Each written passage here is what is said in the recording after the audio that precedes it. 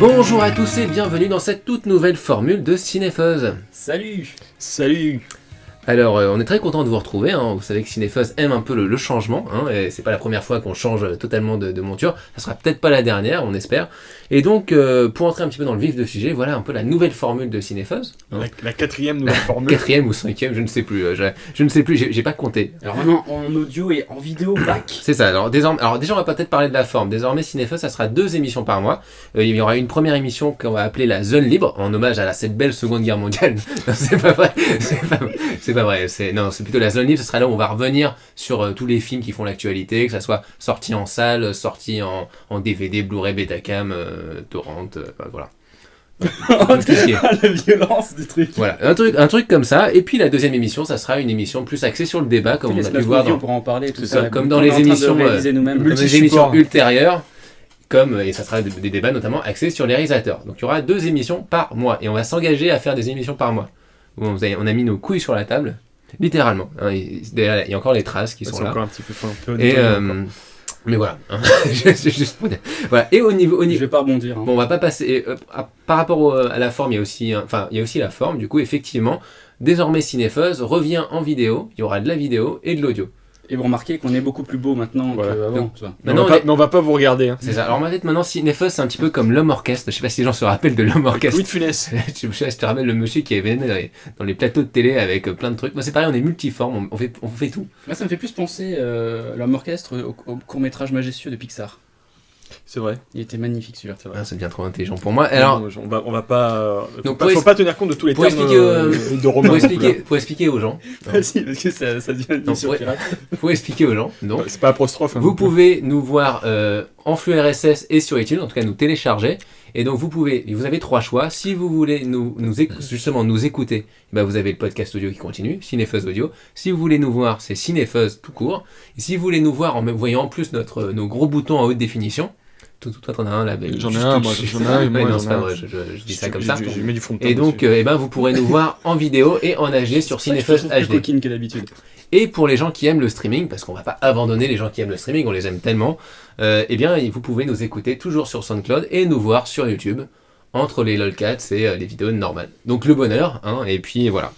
Donc passons un petit peu maintenant à cette zone libre, parce que j'ai un peu trop bavardé, donc voilà, mes chroniqueurs qui sont de retour. Est-ce que ça va ? Bah écoute, ça va et toi ? Ça va très très bien, le printemps est là... On s'est engagé à faire plus d'émissions. Oui, malgré notre vie tumultueuse respective, on va quand même essayer d'honorer le rendez-vous à chaque fois. À dire aussi qu'on est parce que j'ai totalement oublié de dire qu'on a une nouvelle plateforme qui s'appelle Cinéam, qui arrive au moment justement de la nouvelle monture, de la nouvelle saison de Cinefuzz. Ouais, il faudrait que ça arrive, hein, parce que j'en ai parlé d'Antocoscope au mois de janvier. mais justement, là, l'émission est publiée au moment où le site est publié. C'est génial. Donc ça veut dire que là, le site est publié, on va tourner Backcast dans 2 jours, il faut absolument en parler. Oui, exactement. Okay. Voilà.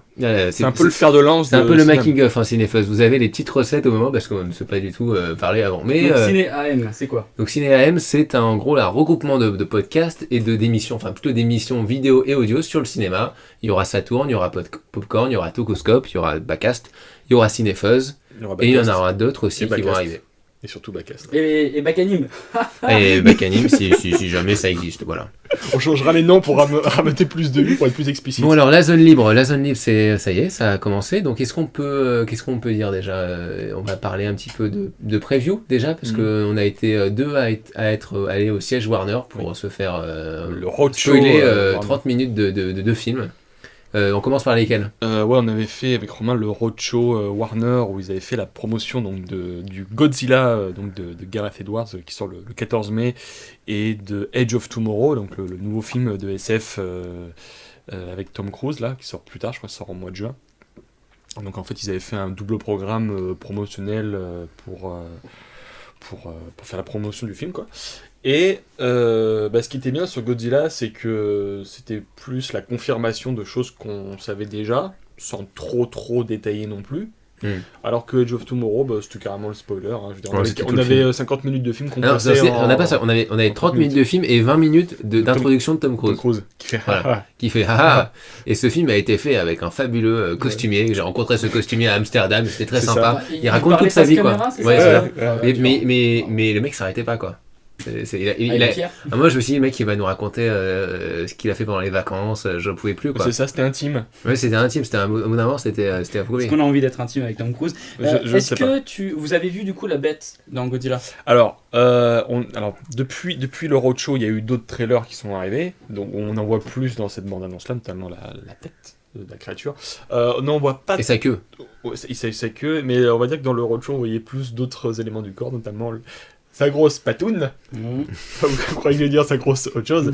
Et, non, c'est plus des Ah ouais, j'ai éléments. juste cliqué parce mais que tout est gros chez Godzilla. Tout est gros, tout est énorme. Et non, apparemment, justement, c'est pour ça qu'il est complexe. Non, alors le réel. C'est pour ça C'est à qu'il cause de la fasse. radioactivité. Ça lui a mis. Il veut tout casser, quoi. Tu vois, le nucléaire qui t'aurait dit, Je t'as crois dit, que c'est ça. un des Ils pires montrent trucs. surtout ça dans les 15 minutes proposées. D'accord. Non, sérieusement, qu'est-ce que je veux dire? Oui, le réalisateur, il y avait une intro du réalisateur où il disait que les effets n'étaient pas encore tous finalisés, parce que Vous n'avez pas encore terminé d'écrire le scénario. Voilà. Donc il y avait encore une intro d'un mec qui vous parlait comme ça. Voilà, mais, face non, mais 2 minutes, tu vois, là, sur les 2 Oui, mais minutes, c'était il court. disait qu'il y avait quelques effets qui n'étaient pas encore terminés, parce que vu qu'il vient des effets spéciaux, donc Gareth Edwards, je crois qu'il a vraiment poussé tout le monde à fond pour que les effets soient nickel. Mais on va dire que globalement, on voit dans ces 15 minutes de Godzilla, on voit. C'est quoi, c'était un montage ou c'était Ouais, les 15 premières minutes? non, c'était un montage de scènes un peu rallongées, avec un focus sur le personnage de Bryan Cranston. Toute une scène, tu vois, avec Juliette Binoche qui se passe au Japon. Voilà, je ne vais pas trop rentrer dans le détail, mais c'est plus ou moins ce que vous voyez dans les bandes annonces, on le voit courir et tout ça. Donc il y a un truc qui se passe. Et on voit pas mal de panneaux, enfin de plans de panorama de destruction, genre après le passage de Godzilla, dans la nature, dans la forêt, dans la ville. Et on voit aussi le pouvoir des autres bestioles qu'il y a dans le film. On voit pas les créatures, mais on voit ce qu'elles peuvent faire. Et c'est assez prometteur. Ça doit donner envie, effectivement. Donc c'est assez... je dis ouais, c'est ça qu'il faudrait Donc, faire. qui seront les bestioles? Est-ce que tout a été dévoilé déjà ou pas? Bah, on sait juste que les bestioles s'appellent... Il y a 2 bestioles en fait. Et elles s'appelleraient les Muto. C'est un couple, c'est ça? Ouais, c'est un couple. un peu Enfin, les- c'est 2 bestioles. Et en fait, Ouais. d'accord, mais je pensais qu'il y avait une bestiole qui venait de la saga, quoi. Non, parce qu'en fait... Ils n'ont pas les droits des bestioles de la Quand saga. tu achètes la licence Godzilla, il faut que tu achètes une licence pour chaque monstre. Ouais, C'est une formule, Ah oui, en mais fait. en même temps, ils ont Le mec, tous il te leur- propose tous leur un licence, menu. Voilà, la Toho, Voilà. ils sont un petit peu chiants, et je pense que là, Warner, ils se sont dit... Enfin, là, Ils sont les- plutôt intelligents. les- Ils se disent, les- quitte à nous niquer un truc, on aura quand même le reste. Parce que si après ils sont bloqués avec le Ah, reste. mais c'est intelligent de Moi, je marcher dirais, par, moi, je par marcherais personnage. par par créature. personnage, Ouais, voilà. Et Legendary a juste acheté Godzilla, et je pense que on peut pas investir trop cher pour un premier film sur plusieurs monstres préexistants, donc du coup ils préfèrent créer un monstre original, et surtout vis-à-vis des fans, les fans préfèrent voir un monstre original qui est totalement indépendant plutôt qu'une création qui a déjà été faite, mais genre modifiée, retravaillée, histoire d'éviter la débâcle de Roland Emmerich, tu vois. Et tu penses pas vraiment que ça va... Est-ce que ça va faire un Roland Emmerich 2, quoi? Je pense pas. Même plus moderne, je- plus contextuel. enfin, Non, je pense pas, parce que le Roland Emmerich, finalement, le Godzilla du Roland Emmerich n'avait aucun attribut du personnage de base. Non, mais tu vois, c'était beau. Les gens qui connaissaient pas du tout Godzilla à l'époque, ils avaient kiffé le film. Il avait marché d'ailleurs, le film. Ouais, mais il avait marché au début, mais après, vu qu'il s'est pris tout le backlash des Oui, fans, bien ça... C'est sûr. Après, dans la réputation, tout ça, c'est un très mauvais film. Mais voilà, je pense qu'il avait fait plaisir aux gamins de l'époque, etc. Quand ils allaient voir ça, ils allaient voir un gros monstre qui détruisait les choses. Ils connaissaient pas forcément ce qu'il y avait au Japon. Est-ce que ce film-là, c'est pas aussi un peu pour cibler ces gens-là et pas que un fan film, Bah, tu vois? je pense aussi c'est histoire de configurer un peu le personnage dans l'ère des reboots aussi, tu vois. Genre, voilà, si les gens qui sont fans de super-héros ont leur franchise bien faite maintenant, les fans de Godzilla peuvent aussi avoir leur franchise réussie, mais aux États-Unis, tu vois. Parce qu'il faut dire une chose, c'est que clairement, au Japon, ils ne peuvent plus les faire, les Godzilla maintenant. Ils ne peuvent plus les faire. Pourquoi? Parce que là, ils vont faire. Gamera, c'est reparti. Ouais, mais sauf que la Toho n'a plus d'idée pour Godzilla, et vu que les gens s'en foutent, fondamentalement, au Japon, le Japon, c'est quand même maintenant le pays le moins intéressé de Godzilla. Tous les 10 ans, ils arrêtent la franchise, ils repartent Oui. sur. En fait, ils attendent que les Américains foirent pour reprendre. mais voilà, c'est exactement. ça, sauf que là, Ouais. vu qu'il y a des mecs de la Toho sur le projet américain, je pense qu'ils veulent vraiment que la franchise continue aux États-Unis. Ouais, mais du coup, C'est la un peu Toho, comme je les pense jeux que- vidéo, quoi. Ils délèguent Donkey Kong, je sais plus où d'ailleurs, mais ailleurs, quoi. Ils le font plus eux-mêmes. Non, mais Non. c'est vrai, ils délèguent à tout. Non, Ils non, délèguent à la tout. Toho préfère déléguer, mais en ayant... Tous les grosses un- franchises japonaises pour le- sont quasiment tous faits à l'étranger. Que ce soit jeux vidéo et gros films et licences. Et ça, c'est un ça, truc quoi. avec lequel j'ai discuté avec des fans, je leur dis ouais, mais bon, de toute façon, ça va repartir au Japon, tout ça. Je leur fais non, si ce film-là ne marche pas, c'est fini. Godzilla, c'est fini, ils en feront plus. Ou alors, Je suis pas sûr. Si, ils en font, bah mais oui, pas tout de suite. oui, mais le problème c'est que les films de l'ère Millennium, la dernière ère de Mhm. Godzilla, ça a tous Ça été a des pas échecs. marché. À part le film de Mhm. Kaneko, là, donc Le le GMK. GMK, les autres ont été des échecs. Le Godzilla Final Wars, qui était le dernier en date, ça a été quand même le gros plantage. Il l'a mérité. Mais il l'a mérité, quoi. Bon, alors passons à autre chose, passons à Edge of Tomorrow.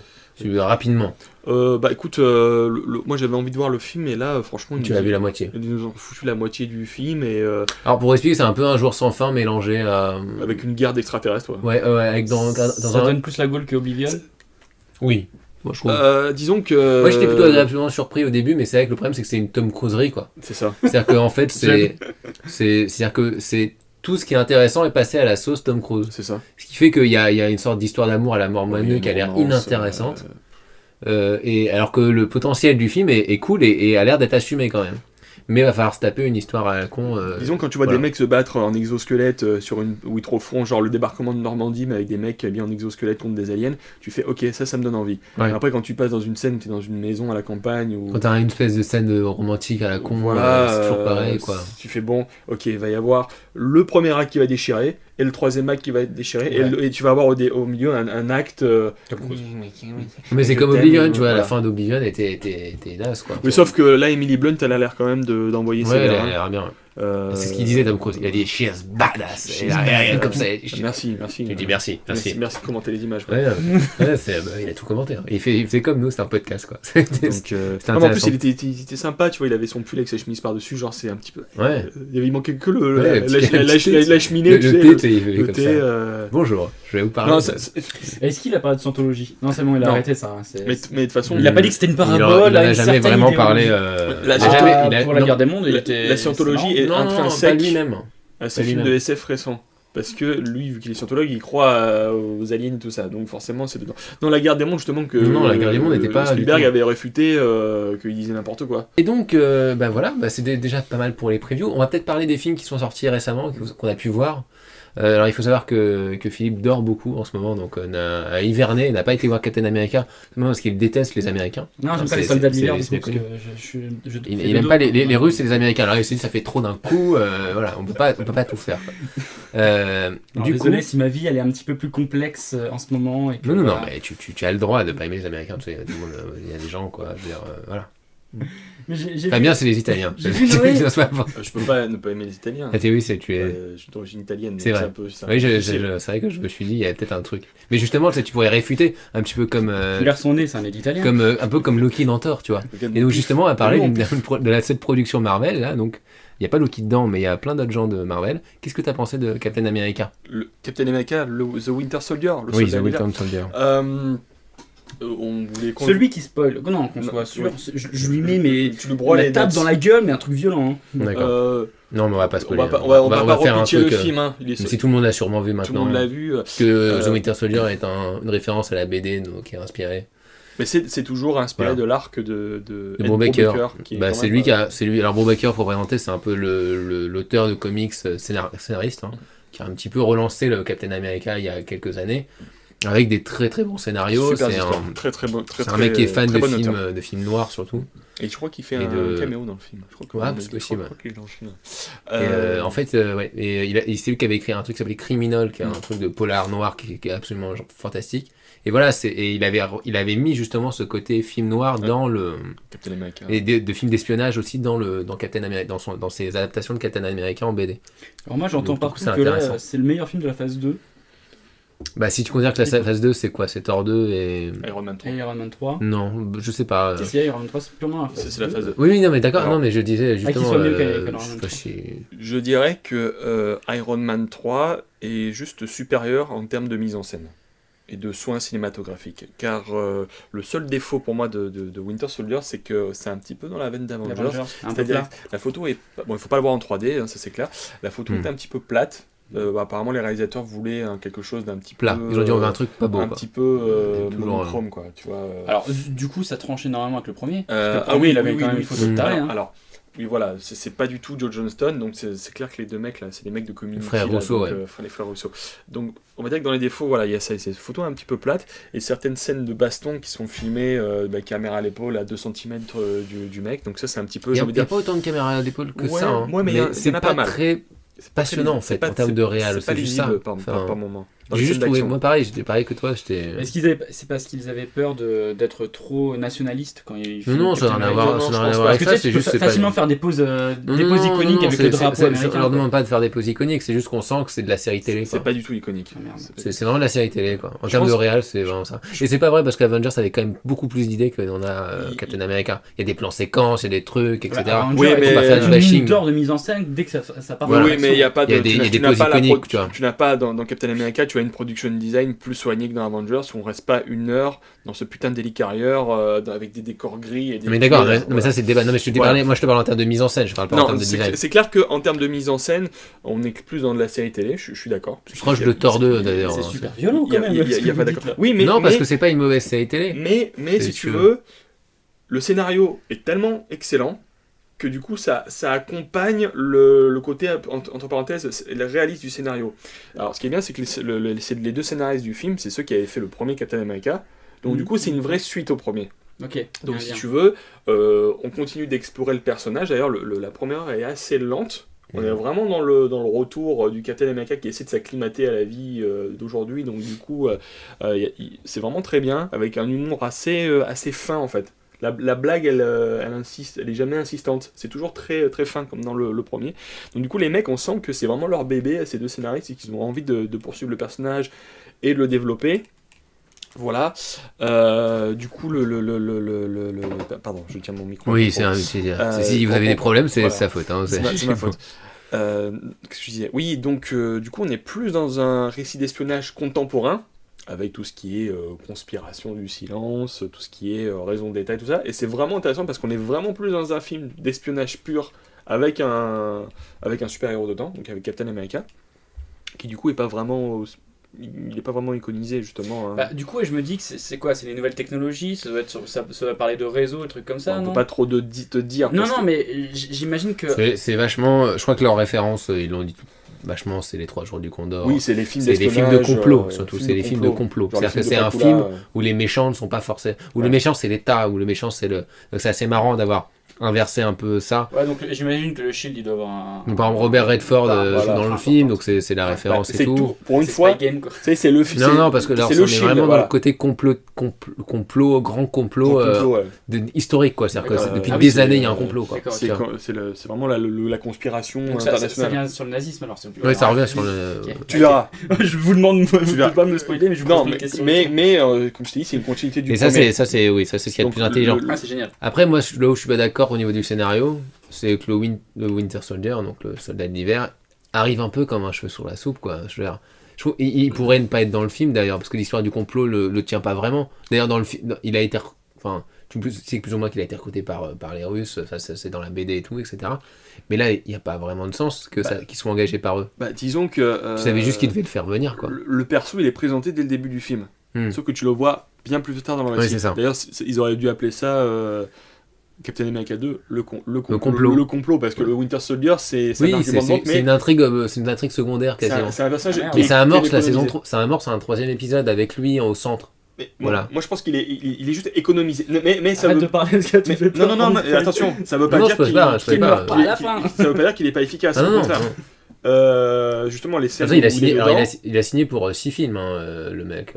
Winter Soldier. le personnage, il a son importance. Sauf qu'il est économisé, tu vois. Mhm. Pour moi, c'est un peu comme le Joker dans Dark Knight, tu vois. Ouais. Non, mais tu vois, c'est qu'il est économisé.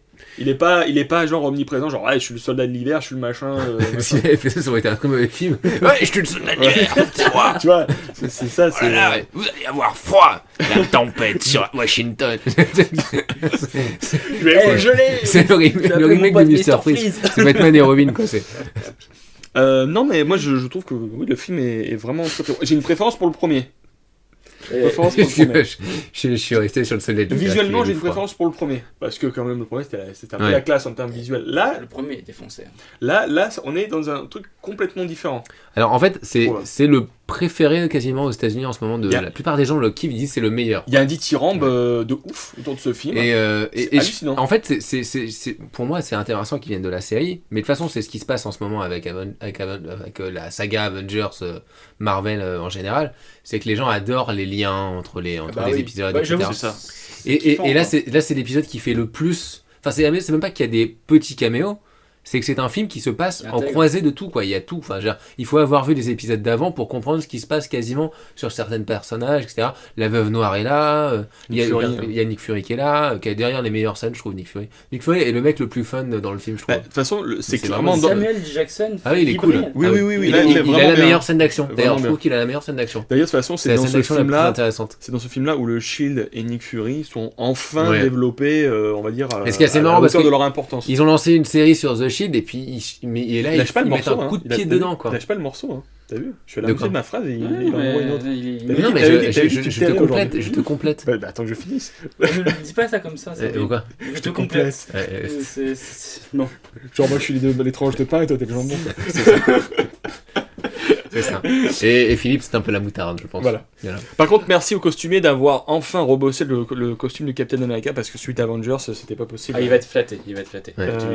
Non, mais en fait, si on a bien compris. Il est vraiment classe, ce costume. Bah, donc, il en a deux différents. Il a deux costumes. Voilà. J'ai tellement hâte de le voir, tu vois. Donc, un rose, tu vois, qui Tu sais, est quand je me suis pointé formidable. au cinéma et qu'en fait j'ai pas pu le voir et que j'ai dû aller voir Noé du coup par dépit, je faisais un peu la gueule, quoi. Il n'y a pas grand chose d'autre à dire. Moi, je suis assez d'accord avec Fabien, à part sur Avengers, je suis du bashing. Mais Parce que toi t'aimes Joss Whedon. Mais oui, j'aime Mais par contre, j'ai plus hâte de voir Avengers 2 parce qu'ils ont changé l'équipe technique, donc je me dis que enfin ça a pu être Avengers le pilote de série, mais enfin Avengers le film. Les rumeurs les gens qui ont commencé à regarder le scénario disent que c'est très très ambitieux. Que c'est sûrement le plus ambitieux. Et puis, là, je pense qu'il va y avoir principalement de l'action parce que dans Avengers 1, même si le film était quand même intéressant. En fait, c'était intéressant, mais il y avait quand même une heure d'exposition pour que l'équipe se forme. Il fallait attendre les 40 dernières minutes. Non, il y a la première scène d'action, après il y a la scène entre Iron Man 3 et Thor, il y a la scène entre Loki et tout. T'as quand même des mini scènes d'action. La scène en Allemagne, superbe. La scène où il répare le hélicoptère. Tu veux qu'on parle des scènes d'action dans The Dark Knight Rises, mec? Il y en a deux. Oui, mais c'est pas un film d'action. C'est un film de blabla. C'est un polar. J'ai jamais dit que. J'ai jamais dit qu'il n'y avait pas de défaut dans Dark Knight Rises. Oui, au contraire. Ah non, Rises, je croyais que tu parlais de Dark Knight. Ah oui, non, d'accord. Il n'y a pas trop d'action, mais effectivement, il y a le côté polar. Par contre, un truc qui est super bien dans le Winter Soldier. Je vais chercher avec le micro, mais pardon. Non, mais c'est ton côté crooner italien, c'est pour ça. Je sais, mais. Je me dis, j'aurais jamais dû leur donner un micro, ils sont en train de prendre la. Le truc qui est bien dans Winter Soldier, c'est que je crois que c'est le premier film Marvel où il y a des combats chorégraphiés. Et ça, c'est cool. Ouais, mais si c'est filmé avec. Oui, mais c'est pas très bien filmé. Non, il y a un combat qui se déroule sur un. Où t'arrives à voir ce qui se passe. Sur le pont d'un bateau, et c'est quand même. Tu sens que les mecs. Tu sens que c'est The Raid qui est un peu passé par là, où les mecs maintenant ils se mettent des. Non, il y a des bonnes mandales. Il y a des super combats et tout, mais c'est vrai qu'en termes de mise en scène, en fait, on dirait un très bon épisode. On dirait une sorte de saison. C'est l'épisode qui change toute la donne dans une série télé, en fait. Et c'est là où tu dis c'est vachement bien, mais tu peux pas te dire que visuellement c'est intéressant. L'épisode 9. Tu vas mais en termes de mise en scène, t'es là, tu fais. Moi j'étais là en train de regarder, c'est quand même visuellement, c'est quand même pas. Ah non, mais je suis tout à fait d'accord. Et je dis c'est dommage parce que s'il y avait eu, parce que quand même les scènes d'action sont quand même super. Enfin il y a des bonnes idées quoi, genre la scène d'action faite par un vrai mec qui sait faire la scène d'action. Ben on aurait un super truc quoi. Oui, et là, sur on le est papier, un peu, ça donne un truc qui aurait pu être mieux, c'est ça? Bah tu mets un Brad Bird dessus. Oui, mais c'est leur référence à Rousseau. Putain, mais si, je vois ce qu'ils veulent dire, mais dans le sens où ils ont quand même cherché, il y a quand même des très bonnes idées de trucs, mais ils sont pas assez. Disons qu'on va dire assez solides quoi. L'intensité est là, mais on va dire peut-être la mise en scène technique. Oui, c'est vraiment un point de vue de. Les gens ils vont dire qu'on chipote parce qu'effectivement il se passe beaucoup de choses et si on s'intéresse qu'à l'histoire, il y a beaucoup de choses à dire, etc. Beaucoup. C'est un film très cool quoi, mais c'est un film très agréable et qui te dit il y a des changements et tout. Après, mais tu sais aussi ce qui est marrant, c'est que Marvel maintenant n'engage presque que des réalisateurs de séries télé. Oui, bah Thor 2 était pour les Rick Fantasy, c'était le mec de Game of Thrones. Et puis Whedon, voilà. Donc, oui, et Whedon. Donc, mais c'est peut-être lui en fait qui. Oui, mais je pense que ce sont des mecs qui vont s'améliorer. Ils savent que, ils savent. En fait, non, mais après, quand on regarde, si c'est le syndrome Captain America, pas Captain America, mais Avengers, c'était quand même super beau, c'était léché, sauf que la photographie n'allait pas. Déjà, le format n'était pas top. Le format, ça fait très... on va vendre des DVD. Ça fait un peu le format maintenant Disney, c'est tu le vois. 1,85. Voilà, c'est ça. On arrête le scope. Maintenant, on vend les DVD parce qu'on sait que ça marchera mieux. C'est une lumière faite plus pour la télé que pour le cinéma. Mais Moi, quand je vois Avengers, excuse-moi, j'ai pas l'impression d'avoir vu un film de cinéma. Mais c'est ça. Alors que j'adore le film, je trouve qu'il y a tout ce qu'il faut, sauf que j'ai pas l'impression que c'est au cinéma qu'il aurait fallu vraiment le déguster, quoi. c'est exactement le principe de ce qu'ils font à Marvel. Ils font une série télé au cinéma. Oui, mais c'est leur... clairement C'est ça. leur oui, mais quand tu vois oui, mais ça Thor, marche. Ça, tu vois... ne oui, serait-ce mais, que un oui, ou mais... deux, c'est pas la même chose. T'as une image quand même de taré. Oui, enfin, alors Kenneth Captain Branagh, America, est-ce qu'ils ont une bonne idée quand tu vois ce qu'a fait Kenneth Branagh sur le 1 qui était pas je te très parle très d'image, là je te intéressant. parle de photographie pure. Oui, mais je veux dire, au final, si t'as une tout est série télé bancal. aussi, oui, mais si t'as une série télé au cinéma, au final, il faut une certaine respecter une sorte de charte graphique un peu plus neutre entre guillemets. Ouais, et dans ce cas, 4 films dans Marvel qui font ça. Regarde Iron Man. non, mais là, Iron si, Man. attends, Thor 2 est très fade. non. Thor 2, tu trouves qu'en termes de mise en scène, il y a Non, vraiment je te grand parle chose à de dire. photos, d'images. Oui, mais t'as l'imagerie de Thor, quoi. Mais comme Captain America, il y a une certaine imagerie. Non, il y a une vraie profondeur. Captain America, c'est blanc, c'est très fade. Bon, bref, ce que je veux dire, c'est que c'est plutôt c'est ce côté série télé de toute façon qui revient. Moi, c'est ce que je vois. Hein. D'ailleurs, c'est ce qui intéresse les gens et c'est ce qui marche parce que Captain America, ça cartonne. Et ce que les gens adorent quand ils disent dans Captain America, c'est les liens avec les autres trucs. Voilà, quoi. c'est ça. Et mais bon. Et oui, c'est vrai que ça. Mais je trouve que c'est quand même c'est la meilleure franchise solo du Marvel Universe, je trouve. Captain America. Oui.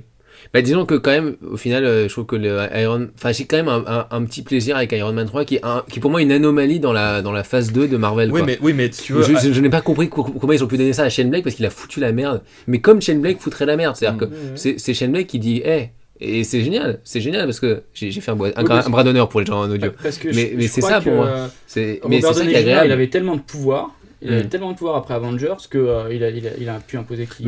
Ou alors ils savent que Iron Man 3 est une franchise qui est un peu en fin et qu'ils doivent se reposer sur d'autres choses. Ils vont peut-être faire le 4.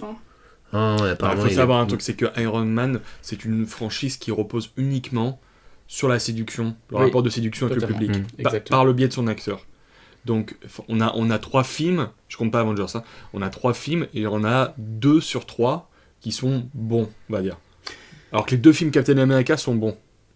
Bon, jusqu'à présent. Oui, mais différent, mais bon. Le deuxième, c'est pas qu'il est mauvais fondamentalement de Iron Man. Non, c'est du premier. C'est juste qu'il est incomplet, totalement incomplet. Mais il avait quand même une belle image, il avait quelque chose de bien. Il avait un aspect scientifique qu'il n'y avait pas dans le premier. Mais le 3 c'est cette allure que c'est un film qui rentre dans la filmographie de Shane Black comme étant un film de Shane Black.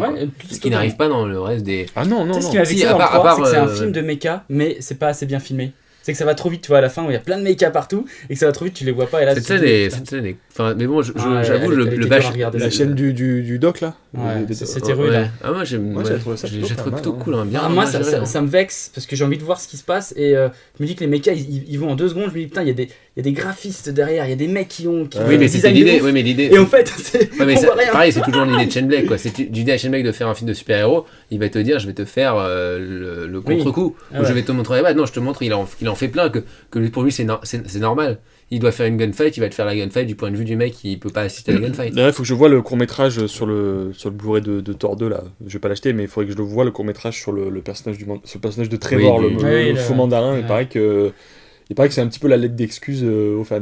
Oui, mais quel fan. Enfin, non, mais je veux dire, ok, mais. Si on peut pas prendre des risques. Lettre d'excuse en même temps, Iron Man 3, c'est le plus gros carton de la franchise Marvel derrière Avengers. Ouais. Et je viens de voir les chiffres, la franchise Marvel Universe. C'est la franchise la plus rentable du cinéma avec plus de 2 milliards et quelques dollars de recettes. C'est dingue. Est-ce que ça surprend ? Bah non, t'as vu tous les héros qu'il y a et comme disait Romain, aussi rapidement. Mais non, mais c'est pas surprenant. On est en termes de popularité à l'âge d'or du comics. C'est que tout le monde connaît les comics maintenant. Il y a plus de surprises sur les super-héros, etc. Tout le monde s'y intéresse de plus en plus. Quelqu'un qui a pas vu le film, blablabla. T'imagines s'il a vu le film. Moi, le seul truc que ça me surprend, c'est en termes de récupération. C'est-à-dire, genre, les gens qui, il y a encore 5 ans, genre, ils pigeaient que dalle, ils connaissaient pas Captain America, Iron Man et tout, et maintenant, non mais moi, Iron Man, je lis depuis que j'ai 5 ans, hein. Captain America, moi, c'est ce que je suis né, hein, depuis. C'est ce que je kiffe avec les Gardiens de la Galaxie, que je pense qu'il y en a beaucoup qui vont fermer leur gueule. Moi, le premier, parce que je ne connais rien du tout de cette franchise, et du coup... Mais non, moi, je connais depuis... Et il y a la Galaxie, je les connais, c'est des potes, ils viennent boire Il y a une boîte à laveur tous les dimanches. Tiens, on va Tu la connais pas mettre le raton laveur, ensemble. là Ok. Le raton laveur, là. Ah si, je connais dans Fox la saga de... Quand j'ai la Center Park, le raton laveur, on a D'ailleurs, tout le son. Star Fox. petite parenthèse, je suis allé à l'expo Marvel qui est Oui. aux Arts Ludiques et c'est très bien. Ouais, Et il y a beaucoup de trucs sur Captain America justement. d'accord. Alors, on va parler Il y a d'un. même le costume de Captain On va bientôt America, parler le d'un. bouclier. On va parler d'un autre super-héros, mais un peu différent celui-là. Mais avant ça, on va faire une petite jingle pub. Voilà. Bah alors Philippe, on fait un gros caca? Non, pas du tout, non, je tourne le prochain épisode de Backcast. Et oui, parce que dans le prochain épisode, on va vous parler de Nadia et le secret de l'eau bleue, et on va même faire un dossier sur le studio Gainax. Tu y seras en plus, c'est génial. Et on va faire une grosse concurrence à Harpic.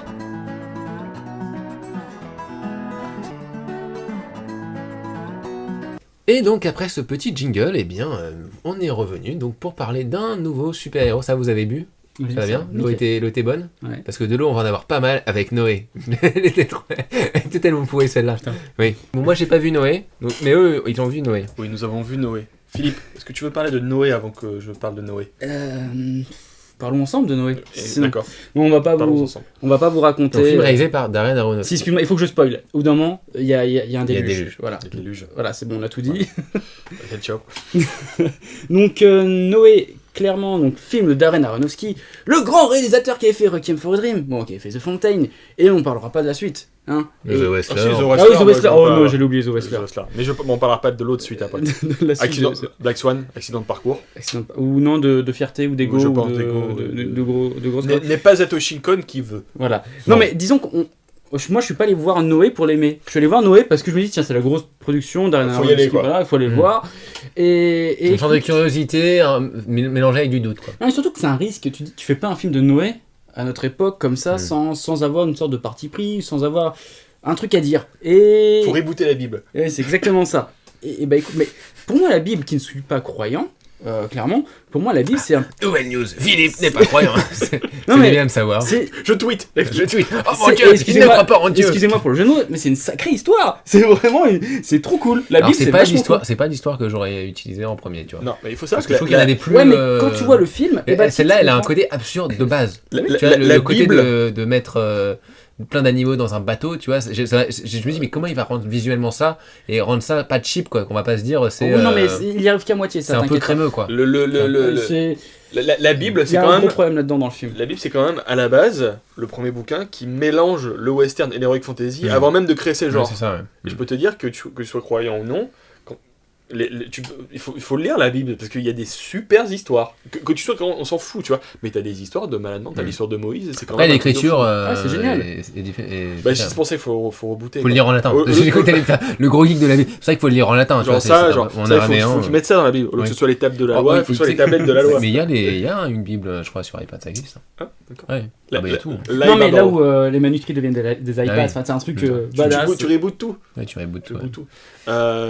Bon, après, il y a eu Ouais, plein en de fait, films c'est pas- religieux. C'est pas un parce que- serpent qui a fait croquer la pomme, c'est un blog qui a fait. On parle beaucoup de, mais il y a eu beaucoup de films religieux, mais pour un film religieux qui se prête vraiment à une adaptation cinématographique parce qu'elle est violente et elle échappe franchement au ridicule. Ça a toujours été les 10 commandements, qui est quand même qui est quand même une histoire un peu, tu vois, Disons elle a un que côté très noble et très classe déjà de base. L'histoire Quoi. de Moïse, voilà, sauf si t'es vraiment un gros branleur, tu peux pas la louper. En fait, tu peux pas te rater en adaptant Moïse. Oui, On en reparlera en fin d'année avec le Exodus de Ridley Scott. Ouais. c'est sur Moïse. Ah oui. Ah merde. Il y a Christian Ah. Bale dans l'ordre de Moïse. Regarde, Oh, c'est même vrai. ils ont fait Ah donc maintenant on met que des mecs badass. dans, ils ont fait Le Prince d'Égypte, qui est une comédie musicale animée Ouais. sur Moïse. Tu Mais te dis, c'est fabuleux. mais c'est fabuleux, c'est magnifique. Mm. Alors tu te dis, putain, mais il parle de. Ça doit il être parle de ça doit être l'esclavage, tout ça, et en chantant. le truc adapté de Moïse, ça doit être Bah, l'adaptation la les plus. deux films de Cécile B2000, il a Ouais, fait sont deux très films, bien. et les deux sont énormes. Mm. Ouais. Les deux sont la version muette comme la version Ouais, la avec version Charlton couleur, Heston, ces deux sont énormes. excellente, ouais. Donc pourquoi pas. Mais c'est vrai que Noé il s'attaque à une adaptation un peu plus inquiétante parce que les animaux qui. Non. Bon, en fait, Voilà. il faut savoir un truc, c'est que Aronofsky, il aborde son sujet non pas comme un récit biblique, mais comme un récit mythologique Ouais. pur. Mm. C'est-à-dire avec tout Ce ce qui est que une bonne idée. voilà, avec tout ce que ça comporte comme enjeu campbellien, j'ai envie Ouais. de dire. C'est-à-dire on a tout. On Donc a Campbell dit quand même qui est Campbell. Alors, Joseph parce que- Campbell, c'est quand même un grand, c'est un philosophe qui, c'est un sociologue même, je crois que c'est sociologue, qui a écrit, enfin bon, c'est un professeur, qui a écrit des essais sur le héros, et la mythologie du héros, quoi. C'est-à-dire que le héros a toujours des étapes très spécifiques à franchir. Une sorte de code, quoi. Voilà. Et qui servent à plein de scénaristes ou d'écrivains. Si vous voulez, George Lucas Star Wars, le vénère, voilà. Star Wars, c'est un peu l'application directe des récits de Joseph Campbell. C'est-à-dire, on a le jeune héros en apprentissage, on a la figure du père à tuer, et on a toujours le cercle de qu'on appelle ça les adjuvants, c'est-à-dire les mecs qui accompagnent le héros dans cette la chute aux 3 quarts d'histoire avant la remontée, ça c'est. Mais même, je trouvais que Pacific Rim reprenait des idées de Campbell totalement. On va dire que ouais, mais c'est étonnant parce que ça, dès le début, tu vois. T'as la chute, enfin c'est pas au même endroit. Comme Star Wars, comme Star Wars, parce que Star Wars commence un peu au milieu de tout, quoi. Tu vois, t'as quand même déjà une partie. Non, je veux dire quand tu parles du personnage, parce que Luke Skywalker il se crée dès le début, dans une trame assez classique, mais il a déjà une partie. Voilà, ça part déjà dans la déchéance en fait. Donc pour Noé, on va revenir. Oui, revenons à Noé. C'est plutôt récit mythologique pur. Où on déborde vraiment sur ce qu'il y a dans la Bible, sur beaucoup d'éléments, et en fait, il se dit tout simplement, faisons le récit de fantasy primitif, quoi. Genre le premier, c'est comme si c'était la première histoire mythologique jamais faite, en fait. Prenons le fun de la Bible, voilà. et adaptons-le. Voilà, et prenons aussi la cruauté de la Bible. On croit souvent que la Bible c'est genre le pays des bisounours, mais en fait non, parce qu'il y a. Mais pas du tout. Non, mais même dans la Bible, on croit pas que c'est le pays des bisounours. Non, mais je veux dire, tu vois, les gens se font toujours se font une idée un peu cheap de la Bible. Se font une idée un petit peu genre. Parce que ça a souvent été adapté comme ça aussi. La Bible c'est les icônes que tu as dans l'église, alors que non, il y a quand même des backgrounds très très sombres dans la Bible, quoi. C'est toujours des histoires de cruauté, quoi. Voilà. De toute manière, si le créateur il veut tout nettoyer, c'est pas pour rien. Non, là c'est quand même l'histoire d'un génocide qui est fait directement d'en haut. Voilà. Moi, c'est simple, ça a été une grosse surprise. Mais vraiment, c'était une grosse surprise, mais je l'ai pas extrêmement adoré. Pourquoi ? C'est à cause du personnage de Noé en soi, qui m'a profondément ennuyé dans la première partie et qui m'a profondément passionné dans la deuxième partie. Mais il y a une sorte de clash dans le film, c'est le début. Splash, tu veux dire. Oui, Splash, putain, il l'arrête pas lui. Ah oui, mais moi je suis parti là, moi j'y vais. Tout est écrit d'ailleurs, il y avait Splash là. Et en fait, moi ce qui me gêne avec Noé, c'est que. Mec, tu vas tuer tout le monde parce que, je vais tuer tout le monde, donc mets-toi dans une arche, ok, nickel. Et pour appuyer mon point de vue, pour que tu sois à fond avec moi, va voir les hommes. Il va voir les hommes et tout est moche. Tout est moche, voilà. Les hommes, ils sont tous moches. Il y a que toi avec ta famille qui est nickel. Et en fait, c'est cette simplicité qui m'a vraiment un petit peu offusqué parce que. C'est pas possible d'être aussi simple. Pour une fois qu'il va voir les hommes, il voit que la cruauté, mais une cruauté. Alors c'est une scène exemplaire. T'as l'impression d'être au purgatoire, c'est magnifique, mais il y a que ça. Et c'est dommage de limiter justement Noé à ça. Alors par contre, dans une deuxième partie, il va être confronté à des choix, à une sorte à des choix horribles, quoi. Moi, ça m'a soulevé le cœur à la fin. C'était vraiment passionnant. Avec sa famille, voilà, dans la famille, il se passe des trucs qui sont vraiment dingues. Et là, j'ai redécouvert un Noé qu'il n'y avait pas pendant la construction de l'arche, qu'il n'y avait pas.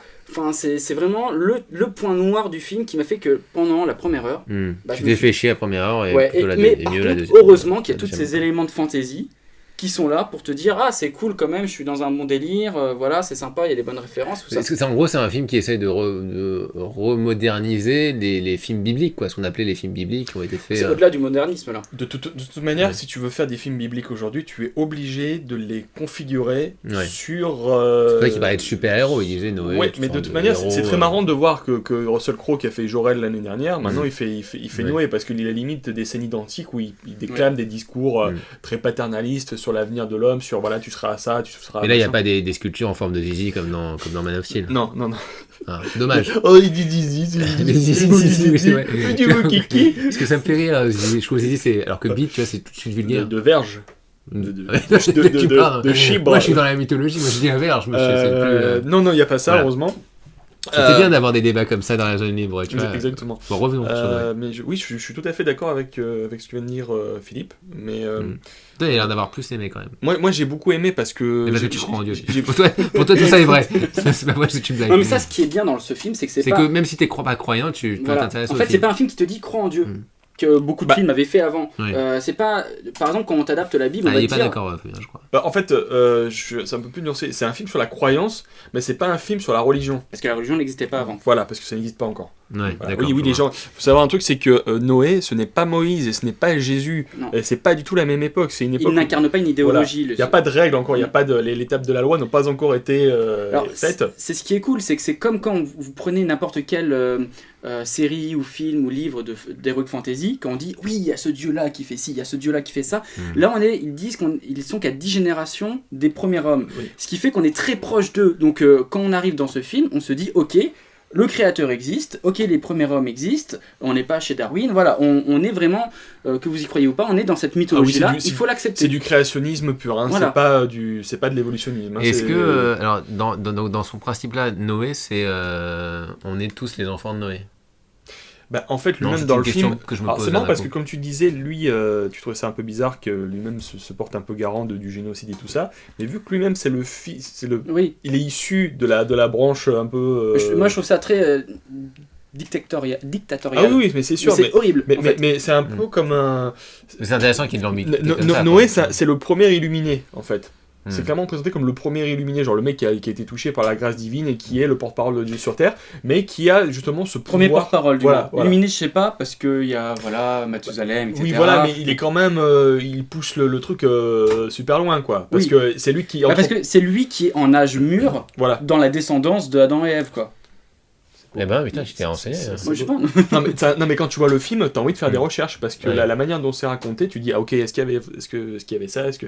Oui, qu'est-ce qui a été ça- rajouté Oui, après par, tu te dis, Aronofsky. ça c'est quand même. Bon, en fait, le problème c'est que Aronofsky prend énormément de facilité. Quand il amène les animaux et tout ça, Oui, oui. c'est un film qui se veut très, très sensible et sensitif, hein, j'adore ce mot, Mhm. mais c'est vrai, c'est le C'est cinéma vrai, de Darren c'est vrai. Aronofsky, tu revois des plans de The Wrestler, tout ça, tu sens que les mecs ils sont crades, enfin, tu revois des vieux films. Les scènes de pluie sont magnifiques. Ouais, c'est magnifique. Mais même la texture, tu vois, ils sont très beaux, les personnages, tout est nickel. La production design, elle est tarée, même s'il y a des effets un peu cheap, le serpent, enfin, Il y a quelques effets un peu il ratés. y a du mauvais goût même dedans. Je vais être honnête avec toi, moi, des fois, ça m'a saoulé, surtout qu'il se répète. Il y a le pire carton-titre du monde. Hein. D'accord. J'ai l'impression de voir un film Le d'éducation sur la serpent, c'est Bible. quoi? C'est le diable, c'est ça? Bah, non, mais si tu veux, Non. non, c'est pas la représentation, c'est le look du serpent. C'est Ah, d'accord, c'est un serpent. C'est l'effet du serpent. C'est D'accord. un serpent en 3D qui est Non, magnifique. je pensais mais juste t'as, à- ouais, t'as des, vas-y. t'as des trucs qui sont un peu contestables, par exemple. Alors, il fait quelque chose de magnifique, c'est qu'il te crée de l'évolution en image par image, Ouais, en stop motion. il te fait les 7 jours de la Bible,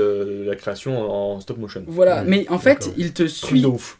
C'est un truc de dingue, c'est magnifique, mais par contre, il te fait suivre les animaux Oui. et l'évolution animale de l'œuf, etc. Comme si la théorie de Darwin s'était fait en 7 jours, tu vois. C'est le créationnisme. Oui, mais en fait, tu C'est- suis pas les animaux comme ça. Là, il te parle de l'évolution, il est venu, oui. elle est venue des eaux, elle Oui, est oui, arrivée oui, sur oui. la Terre, c'est un lézard, après il a évolué, tout ça en 6 jours, du coup. Tu te souviens l'épisode de South Park où t'as le professeur qui fait alors vous avez le lézard qui a enculé un singe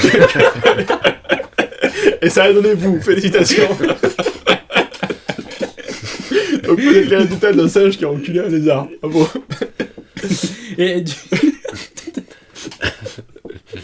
Et, mais moi, ça m'a un petit peu dérangé. C'est magnifique, c'est super beau tout ça, mais j'avais l'impression qu'il mélangeait un petit peu les deux. Mais oui, mais je pense Mais qu'il a fait exprès. il mélange Oui, les deux. Mais il mélange les deux. je pense que Pour c'est faire fait- lier, tu vois. Mais il mélange les deux. Du coup, ça, Oui, c'est tout à un fait. petit peu dérangeant et je sais pas, je sais pas ce qu'il a été dit en termes de critique sur ce film. Ouais, alors c'est mélangé en fait. C'est vrai que là où Il Philippe y a de la polémique. a raison parce que d'un coup il part du conte et d'un coup il dit Ouais.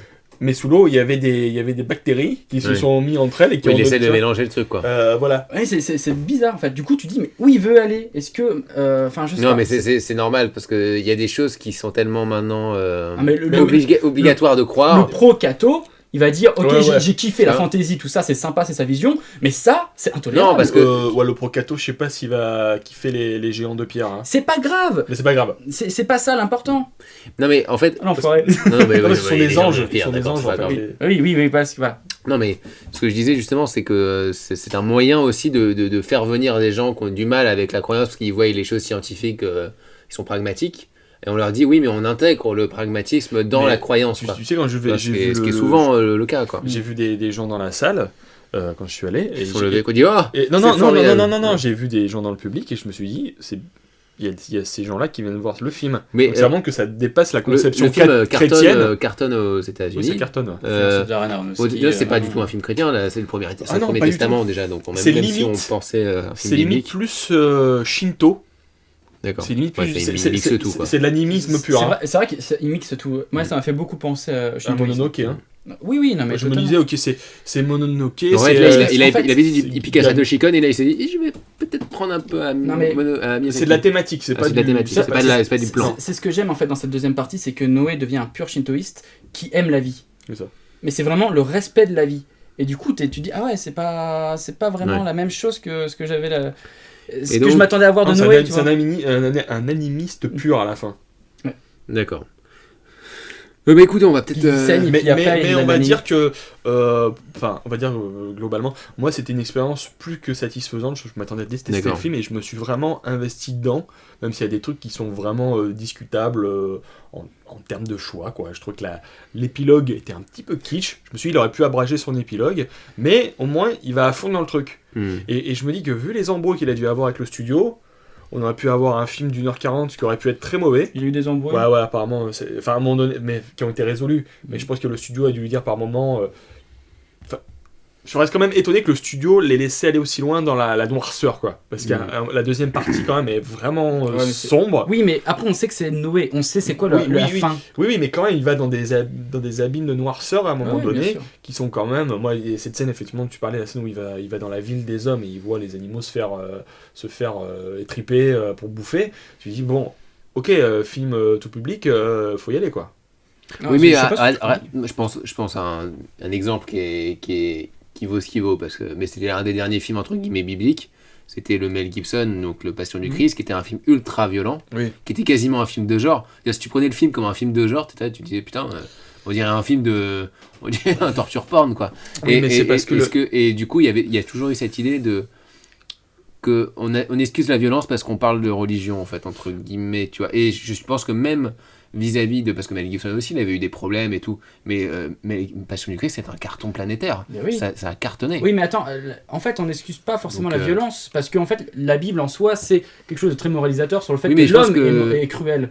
Donc, que je pense que la noirceur qu'il y a dans la Bible peut plus passer dans un studio parce que c'est la Bible ouais, que non, je suis d'accord. si on sortait, s'il avait fait un film d'heroic fantasy, il avait dit bah là Noé génocide, les mecs ils lui auraient dit non. Ah, c'est Tu clair vois, que, c'est un peu imagine ça, le ce que je producteur qui parle à Darren Aronofsky, qui est aussi producteur, hein, le mec il a tout fait dans ce film.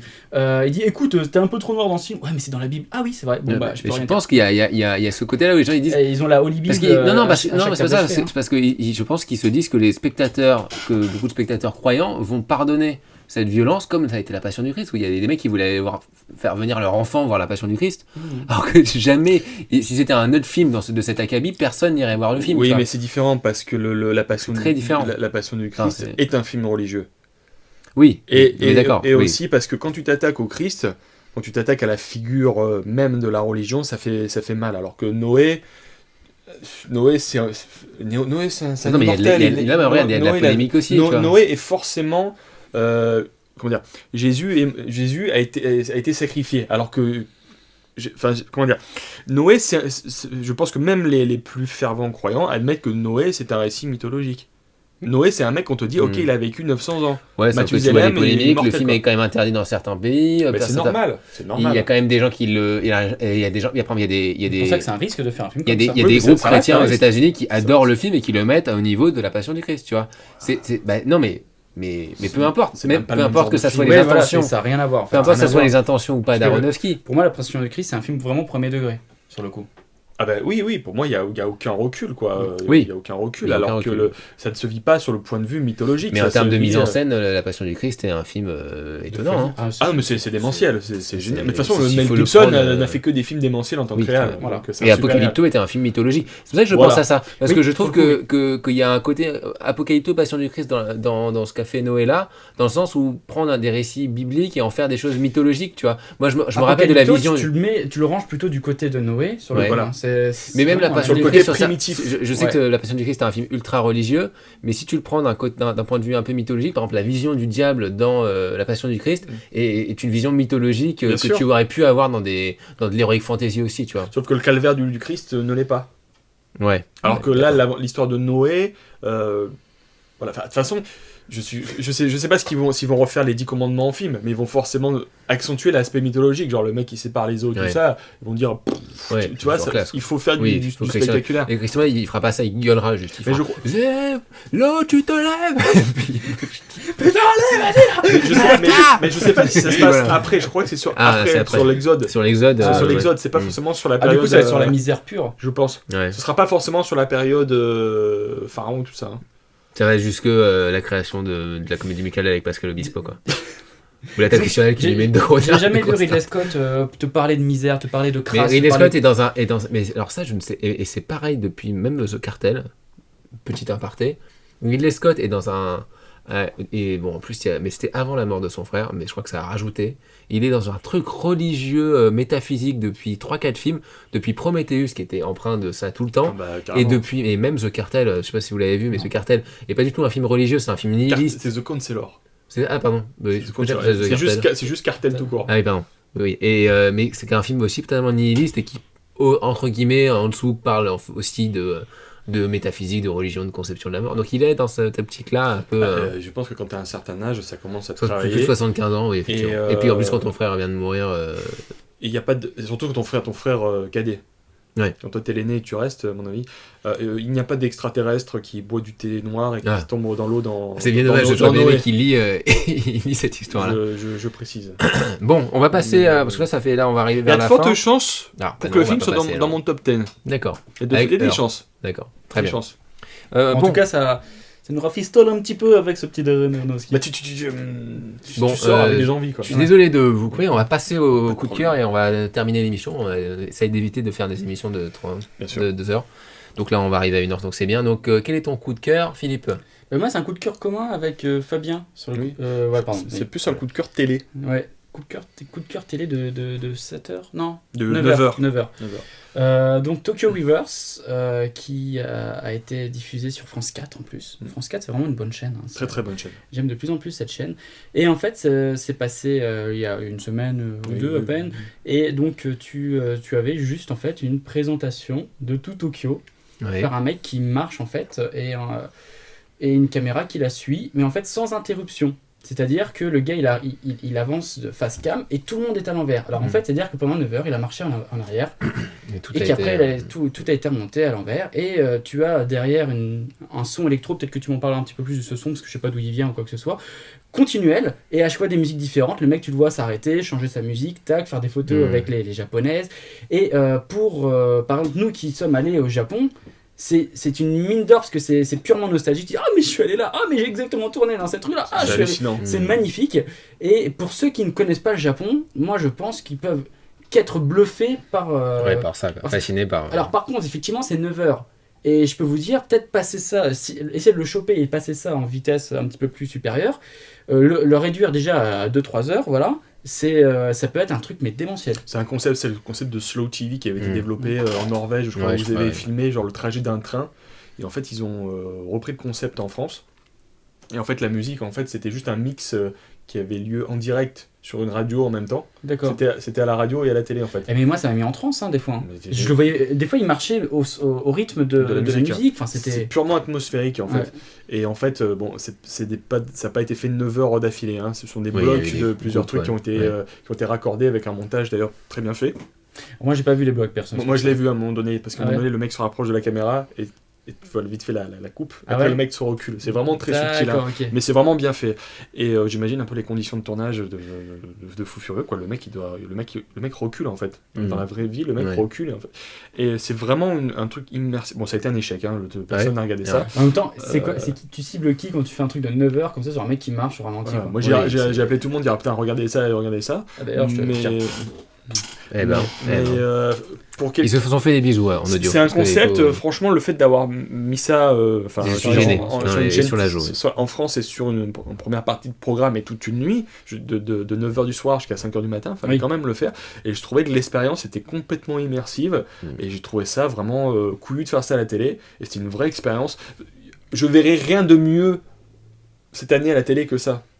Bon, sauf en termes de C'est fiction. expérimental. Voilà. Mais c'est clair que, par exemple, moi je regardais, au bout d'une heure, bon, j'ai un petit peu décroché, j'ai pris ma feuille, Oui, je suis allé après, travailler, ça. tu mets en fond. Oui, fois. c'est un Et fond, je quoi. me suis dit, ça c'est clair, que j'invite des gens. Mm. Au lieu de mettre de la musique comme ça, voilà. Non, je le mets en fond dans ma télé. Voilà. Voilà, tac, je fais péter un peu l'home cinéma pour que ça fasse sympa. Exactement. Et ça crée un délire, quoi. C'est cool. Ok, donc c'était votre coup de cœur commun. Exactement. Ouais. D'accord. Ok, bon, moi je vais faire mon coup de cœur moi. Bon, alors c'est un vieux coup de cœur parce que le truc est sorti il y a des siècles. Enfin, pour les décembre, je crois. C'était le bouquin de Guillermo del Toro, Cabinet de curiosité, qui est un bouquin. Donc je le montre à la caméra pour ceux qui regardent ça en vidéo. Donc c'est un bouquin pas écrit par Guillermo del Toro, c'est lui qui participe un petit peu avec lui à la conception du bouquin. En fait, del Toro depuis le début de sa carrière a des carnets en fait de notes où il dessine, il écrit des idées, il dit tout ce qu'il pense en fait, dessine des croquis, etc. Et il vous dit un petit peu. Et en fait, ce bouquin est en fait un assemblage de tous ces carnets, d'une grande partie de ces carnets, en tout cas d'une sélection de ses débuts avec Chronos jusqu'à Pacific Rim, jusqu'à même certains projets qu'il n'a pas fait, notamment le Comte de Monte Cristo ou les Montagnes hallucinées. À chaque T'as la petite page, illustration dedans. vous avez, oui, tu as des illustrations et tout. À chaque page, vous avez des illustrations et vous avez des notes avec la traduction parce qu'évidemment, il écrit en espagnol. Et vous avez aussi un interview, un entretien en fait de Del Toro qui revient sur chaque page en fait. Il revient sur chaque page, c'est-à-dire qu'une page, vous avez une sorte d'interview en disant bah là, dans cette page-là, j'ai voulu dire ça c'est intéressant, etc. Et là où c'est passionnant, c'est déjà que c'est un super bel ouvrage visuellement et tout, il est très très beau. Il est magnifique. Mais là où c'est assez passionnant, c'est que c'est vraiment une entrée dans la gamme, dans la tête de Del Toro en fait. C'est vraiment, tu vois un peu comment le mec fonctionne et crée ses trucs, comment il essaye de réfléchir. Et j'avais rarement... C'est intéressant parce qu'en plus, il y a des plusieurs personnes ont écrit des mots. Del Toro a écrit des mots, Cameron a écrit des mots, a écrit une petite page. Enfin, ils ont tous écrit des petits trucs. Ok. Même lui a écrit plusieurs pages de description sur ses auteurs qu'il préfère, sur les dessinateurs qu'il préfère, etc. Il fait quelques trucs.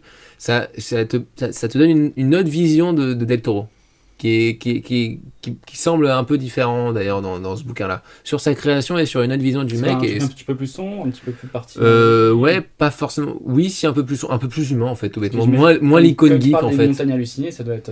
Là, j'ai pas encore été. Chaque artiste a sa fragilité. Mais sa non, mais tu vois qu'il est frustration, fragile. Tu vois aussi que parfois il peut être assez dur. Tu vois qu'il a des côtés un peu différents, etc. Il est pas dans le côté. Non, parce que quand tu le vois maintenant dans les plateaux, ou quand il parle, c'est toujours c'est le monsieur qui te montre les monstres et qui est beau et qui dit les monstres c'est génial. qui est gentil. Il a un côté touchant à chaque fois. Tu C'est vois. mise dans l'abîme de l'artiste en gros. Alors que là, c'est pas forcément une mise en abîme, mais tu as des choses sur sa vie personnelle, etc.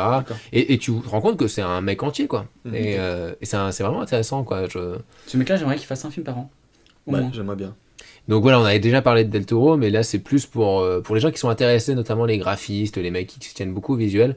Je trouve que c'est un bel ouvrage qui a vraiment un travail qui peut inspirer peut-être d'autres gens, en tout cas.